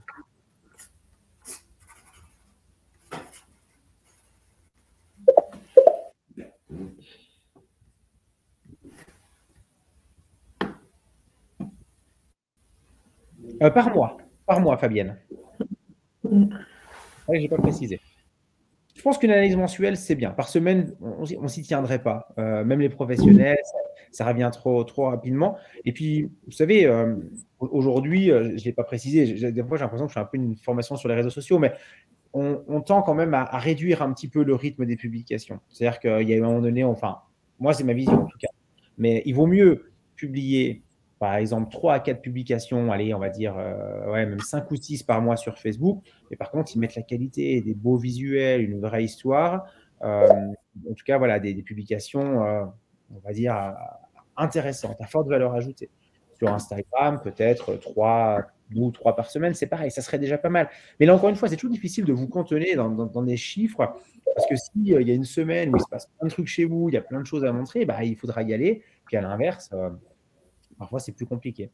Le taux de rebond acceptable, c'est pour moi, hein, le taux de rebond global, c'est 30%. À savoir qu'on analyse le taux de rebond sur l'ensemble d'un site, mais on l'analyse aussi individuellement sur chaque page. C'est-à-dire que quand j'ai fait ma page, par exemple, sur la clientèle d'affaires, j'ai des personnes qui vont rentrer directement sur cette page. Derrière, je vais chercher à savoir combien ont interagi et combien n'ont pas interagi. Si Si par exemple j'ai un taux de rebond qui est par exemple de 50% sur ma page tourisme d'affaires, ça signifie que j'ai 50% de mes visiteurs qui arrivent sur cette page et qui la quittent. Alors pourquoi ils sont arrivés sur cette page s'ils ne s'intéressent pas à l'information qu'il y a au niveau du tourisme d'affaires? Donc je me pose des questions, je réajuste et derrière, voilà, je change l'ergonomie de ma page, je facilite l'interaction, j'essaie de reprendre peut-être des mots-clés pour essayer de voir s'il n'y a pas eu un problème d'indexation. Et puis derrière, en fait, au fil des semaines, j'essaie d'analyser, de constater que ce taux, petit à petit, il baisse pour aller vers quelque chose de plus acceptable. Je pense que 30%, ça me paraît déjà pas mal. 30%, ça veut dire que même les 3/4 des visiteurs qui vont interagir. Et la transition est toute trouvée, puisqu'on est à chaque fois à 30% pour 30 minutes, 1 heure et 15 minutes. À peu près. Hein. Une majorité de 30 minutes, hein, c'est ça? Alors, 33% pour 30 minutes, 33% pour 1 heure et 31% pour 15 minutes. Excellent. C'est rigolo, ça. On aurait voulu le faire, on n'y serait jamais arrivé. Hein. Donc, moi, je pense que 30 minutes, c'est bien. Moi, je suis persuadé qu'aujourd'hui, on est sursollicité sur plein d'outils, sur plein de choses à faire. Je pense que voilà, votre quotidien, il est largement animé. Donc, je crois qu'en fait, il faudrait 30 minutes, en tout cas, pour avoir de vraies tendances. Attention, 30 minutes, c'est un petit reporting mensuel qui nous permet de dire « Ah, j'ai été plutôt bon. Ah ouais, ça, c'est vraiment une bonne idée à refaire l'année prochaine. J'ai mis la photo de ma galette. Ça a fait marrer les gens. » Mais voilà, en tout cas, on essaie de tirer quelques enseignements pour, en fait, dessiner la stratégie future. Mais voilà, si on veut aller au-delà, on peut bien sûr passer un peu plus de temps, plusieurs fois par an, en disant « Allez, là, je ne me contente pas de faire mon rapport mensuel. J'essaie vraiment de reposer ma stratégie, peut-être pour changer un peu les choses. » Mais je pense qu'on doit pouvoir sortir ces tableaux de bord et les analyser en une demi-heure. En tout cas, moi, c'est l'objectif que je me fixe pour vous, parce que j'ai du mal à croire que sur les presque 100 personnes qu'il y a aujourd'hui, la très grande majorité vont consacrer plus d'une demi-heure à ce type d'action. Alors, on y va et je vous montre 2 exemples pour analyser ces statistiques. Alors, premier exemple, je vais partager mon écran. Vous allez me confirmer que vous voyez bien mon écran. Je pense que c'est bon. Hop, je reviens là où je vois que c'est un espèce de truc en profondeur. Et ce que vous allez commencer par faire, c'est déjà, premièrement, c'est reporter en fait les statistiques dans un petit fichier Excel. Je vais vous expliquer pourquoi, parce que là, vous dites, oh, ça va être un peu pénible. Premièrement, tous les connecteurs, ce qu'on appelle des API dans le jargon informatique, mais c'est ça, hein, c'est des connecteurs qui permettent en fait de ramener de la donnée sur un dispositif web ou sur même un fichier Excel. Tous ces connecteurs, ils sont payants. Et ce n'est pas donné, hein, c'est souvent entre 10 et 20 euros pour les moins chers. Alors que, je vous l'ai dit, nous, on ne veut pas tout récupérer, on veut récupérer que quelques infos. Faites-vous un petit tableur avec vos quelques publications que vous allez faire tous les mois. Vous pouvez nommer les publications, histoire d'avoir un petit mémo. Vous pouvez regarder le nombre de fans au moment de la publication. C'est très facile avec l'outil Business Manager ou même directement sur votre appli Insta. Puis encore une fois, je veux dire, si vous n'avez pas forcément trouvé la réponse, ce qu'il faut, c'est dégager une tendance. Vous allez vite vous apercevoir qu'il y a eu une progression au niveau de vos abonnés entre le mois de novembre et le mois de décembre. La portée, vous allez la trouver dans le Business Manager, je vais vous montrer après, ou sur l'appli Instagram. Et puis, le taux d'engagement, il faudra peut-être le calculer notamment pour Instagram parce qu'il ne vous est pas donné directement.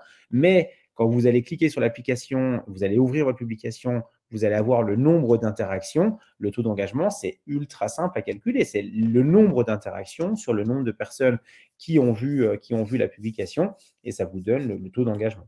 Pour être normalement le plus précis possible, c'est vrai que le nombre de personnes uniques qui se sont engagées, mais là, on ne va pas non plus se lancer dans des exports trop complexes. Donc, prenez le nombre d'interactions sur la portée et ça vous donnera le taux d'engagement.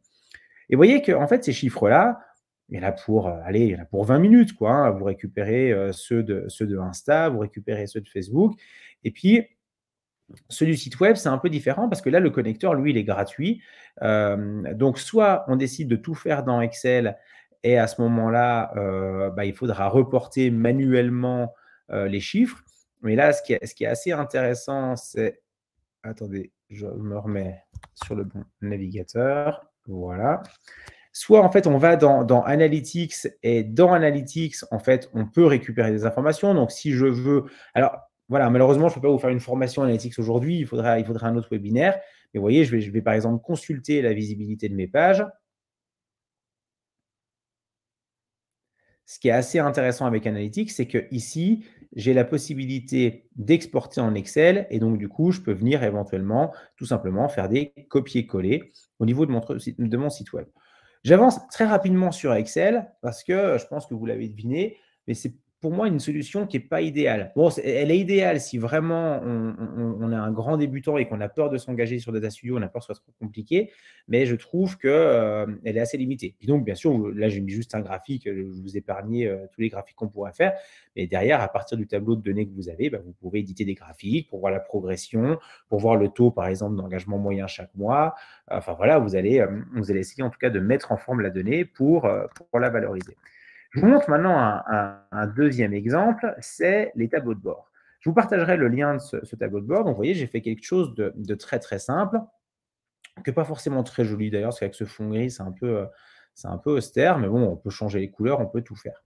Data Studio, c'est donc un outil, il suffit de taper dans Google Data Studio, et en fait, vous allez arriver sur un site internet de Google, il va vous demander de vous connecter avec votre compte Google, et donc, vous voyez, là, on retrouve tous mes tableaux de bord. J'en ai quelques-uns. Et donc, derrière, vous pouvez créer des tableaux de bord. Il y a des modèles qui sont assez complexes où vous pouvez partir d'un rapport vide. Moi, je vous partagerai justement mon modèle. Comment je fais pour afficher les données dans Data Studio? En fait, quand vous êtes dans Data Studio, vous allez associer des sources de données. Et là, moi, je peux vous montrer ici. Donc, je vais dans Ressources.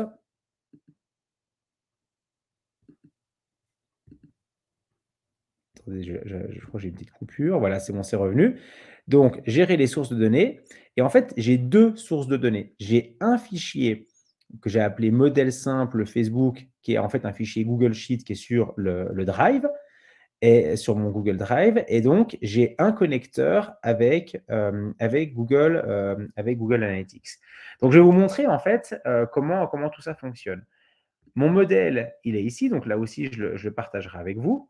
Donc, en fait, c'est comme un fichier Excel, sauf que l'avantage de le mettre sur le Drive, c'est qu'en fait, Data Studio, il peut directement interroger la donnée. Si mon fichier Excel, il est sur mon ordinateur, ça va être compliqué pour Data Studio de venir sur mon ordinateur pour interroger la donnée.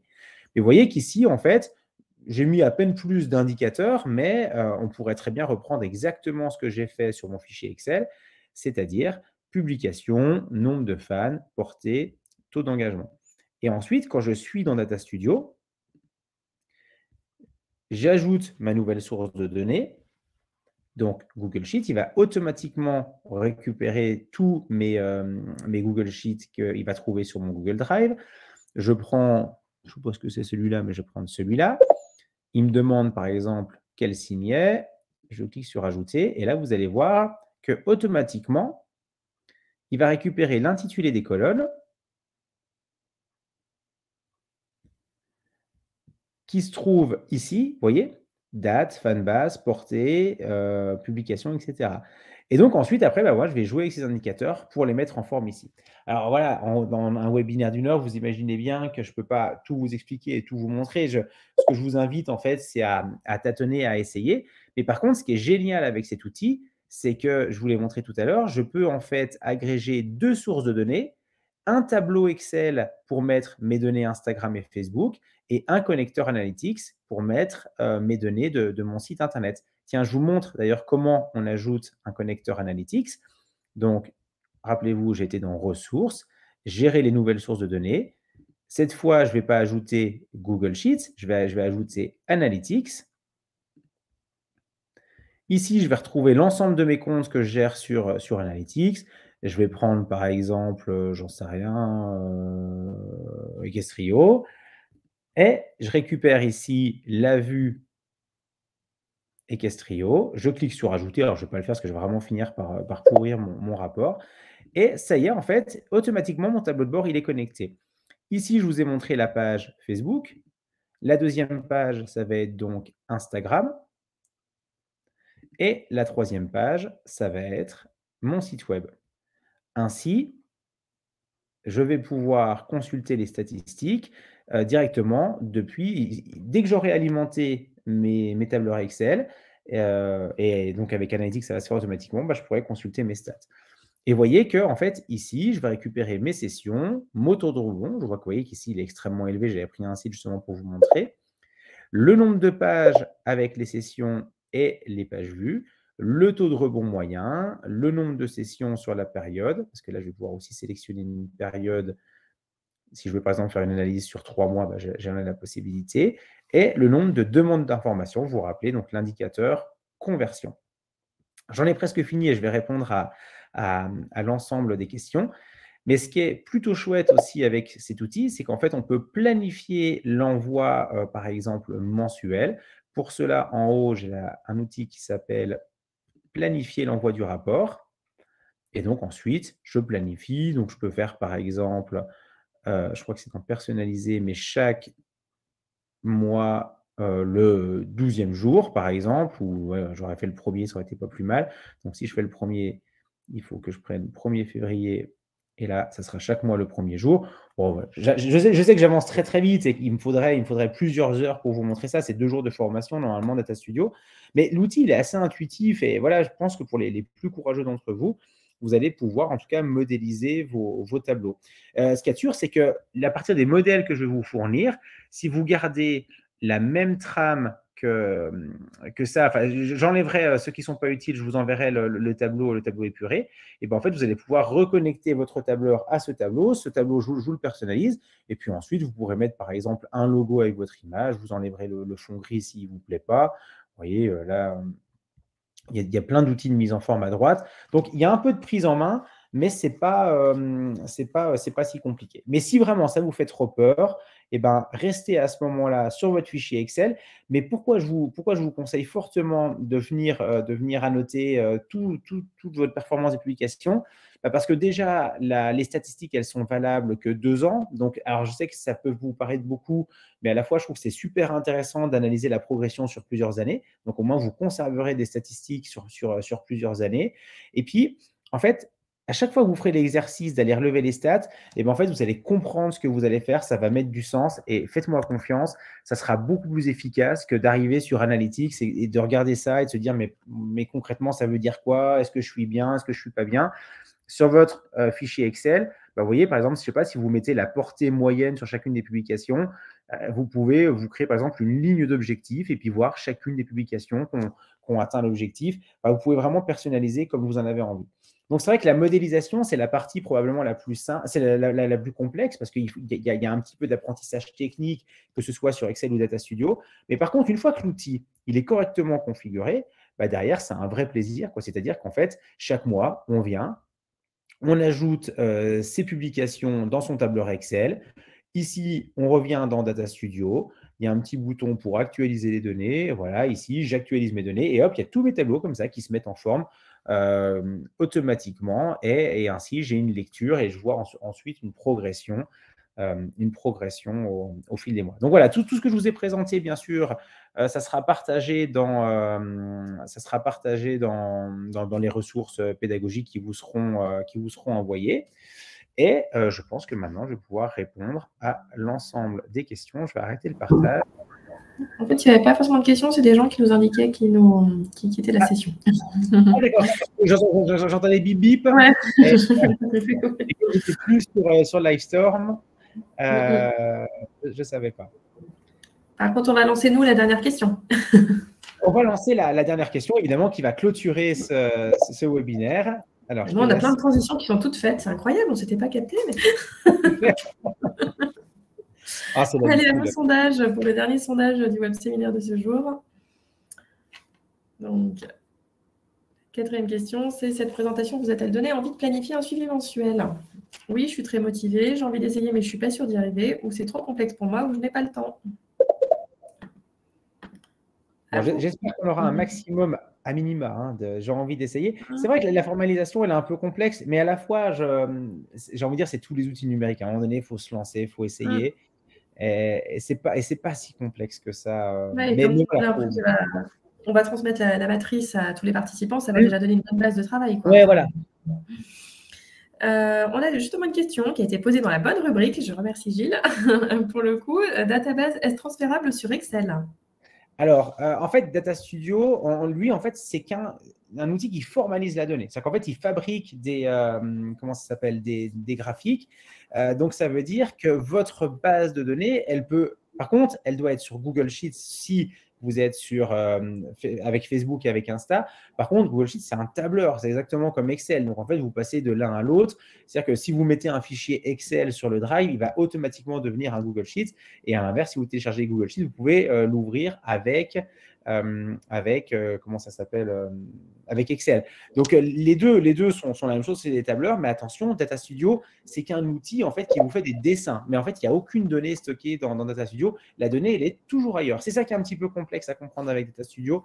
Et c'est pour ça qu'il y a un apprentissage nécessaire, inévitable pour bien appréhender l'outil. Justement, Marine nous demande si on doit faire un choix entre tableur Excel ou Data Studio. En fait, ce qui est important, c'est déjà la source de données. Et la source de données, j'ai envie de dire, quel que soit l'outil que vous allez utiliser pour formaliser, il faut qu'à un moment donné, la donnée soit stockée quelque part. L'avantage du tableur, c'est qu'en fait, on ajoute des lignes derrière chacune de nos publications ou alors de nos pages vues. Enfin voilà, on essaie de faire des tableaux de données. Et ensuite, à partir de ces tableaux de données, en fait, on dessine des graphiques. Enfin, je veux dire, je trouve que le coronavirus était le meilleur exemple pour nous montrer que les graphiques permettaient de comprendre des tendances. Et c'est vrai que quand on nous parle de vagues, bah, effectivement, c'est beaucoup plus clair de voir effectivement les vagues qui se dessinent au fil du temps que de dire on est dans la 5e vague, finalement une notion qui est assez abstraite. Donc ça, les graphiques nous aident en fait à mieux comprendre les comportements, les données, etc. Mais quoi qu'il arrive, il vous faudra un tableur pour avoir les données Instagram et Facebook. Et puis ensuite, bah, soit puisque vous êtes déjà sur Excel ou sur Google Sheet, par exemple, pour vos stats sur les réseaux sociaux, et bah, du coup, vous allez faire vos propres graphiques. Je pense que tout le monde a déjà fait un graphique sur Excel. Enfin, je pense la majorité d'entre vous. Et là, au moins, vous allez savoir faire. Et puis, au fur et à mesure que vous allez pouvoir,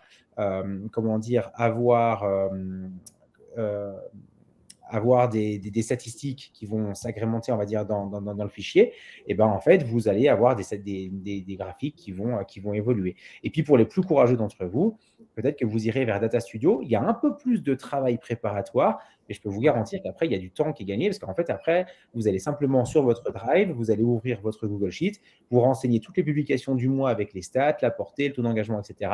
Et ensuite, vous allez dans Data Studio, vous actualisez, et là, ça y est, vos tableaux de bord, ils sont tout jolis et à jour.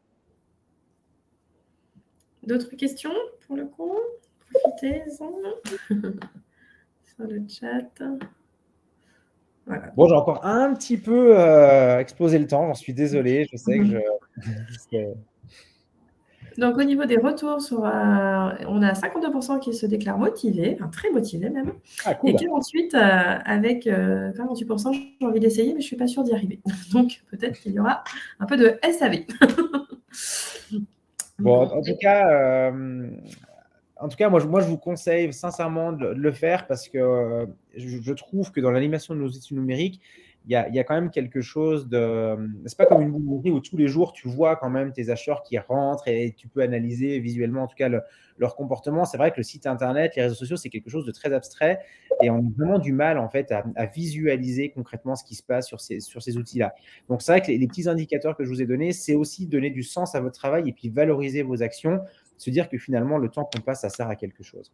Donc, moi, je vous conseille quand même de vous pencher sur la question, mais surtout de vous faire violence et essayer de vous tenir, en tout cas, à cette analyse mensuelle. Plus, voilà, les 2 premiers mois, vous allez certainement tâtonner. Ah oui, comment il fallait faire? C'était quoi déjà? Mais en fait, assez rapidement, sur 10 indicateurs, vous allez devenir opérationnel et en une demi-heure, vous faites l'ensemble de l'analyse. Et bah, très bien. Oui, pardon, on a Vincent qui nous pose la question, est-ce qu'on a un autre site de référence pour un tuto Data Studio? Non, mais il y a une personne que je suis énormément. Je vais essayer de retrouver son nom. Où il y a plein de vidéos sur YouTube. Je vais essayer de vous retrouver son nom. Ça y est, je l'ai. Alors, j'ai perdu son nom. C'est Bruno Blaise. Data Studio. C'est Bruno Guyot. Il y a mais vraiment la gomme de tutos sur YouTube. Il a énormément aussi de tutos sur son site internet, donc je vais noter dans le chat. Merci Vincent d'avoir posé la question. Ouais, c'est notre animateur numérique, Vincent, sur la zone Pérouge-Bugey. En tout cas, voilà, moi je sais que c'est quelqu'un que je suis énormément. Voilà, il est super réactif, il partage beaucoup de ses ressources. Les tutos sont parfois un peu longs, 1 heure, mais moi c'est ça aussi que j'aime bien, c'est qu'une fois qu'on est dedans, on y va et on n'est pas sur du micro-learning, ça c'est sûr. Mais vraiment, c'est quelqu'un, je trouve, qui explique bien et qui vous aidera, c'est sûr, à mieux comprendre Data Studio. Et vraiment, il y en a pour tous les niveaux. Hein. C'est-à-dire qu'il y a du niveau grand débutant jusqu'à des choses extrêmement complexes. Donc voilà. Ok. D'autres questions? Merci en tout cas, Vincent, pour cette question très pertinente. Merci Marie, en tout cas, c'était très intéressant. Ça fait plaisir à entendre. Un peu complexe la fin de ce type de webinaire, parce que voilà, on aimerait vous donner des solutions où il y aurait juste à se brancher et ça fonctionnerait du premier coup, mais voilà, à ce jour, moi, j'en ai pas. Donc, il y a un peu de travail nécessaire, mais je suis sûr que vous allez y arriver. Bon, j'ai l'impression que les questions se font plus rares. On va donc clôturer la séance. Désolée pour le petit débordement, effectivement, mais bon, je pense qu'il vaut mieux, voilà. Il vaut mieux quand même bien traiter le sujet plutôt que de faire ça au pas de course. Merci à toi, Pierre, pour toutes ces informations toujours aussi passionnantes et riches. Bonne journée à tous et à toutes, et puis à très bientôt en ligne. Et à bientôt peut-être, Pierre. Merci en tout cas. Merci pour vos messages. Merci pour votre accueil. Et voilà, puis merci pour tous les gentils mots là dans le chat. Et je vous souhaite à tous une très bonne journée, une bonne année, hein, c'est encore temps de le dire. Et puis j'espère à bientôt pour d'autres web séminaires. J'espère qu'il y en aura d'autres qui seront réorganisés prochainement. Croise les doigts.